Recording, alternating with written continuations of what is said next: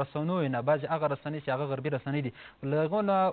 هغه غاړې ته هېڅ د هېڅ چا په مابین کې هم د خبر نشته چې دا د حقاني شبکه ده او دا طالبان دي دا پلانکی ده دا تقسیم د هېڅ چا په باره کې نشته. پاچا صاحب هم ویلي او پاچا صاحب د افغانستان د ټولنیزو څېړنو د بنسټ مشر دی او افغان دی. نو زه د ده افغانیت نه انکار نه کوم. تا ته ما ثبوت وړاندې کړ چې آیا د حقاني شبکې کومه پړه منلې ده په تېرو شلو کلو کې چې دا د حقاني شبکې ویاند ده. اوس کوم رسمي ویاند لري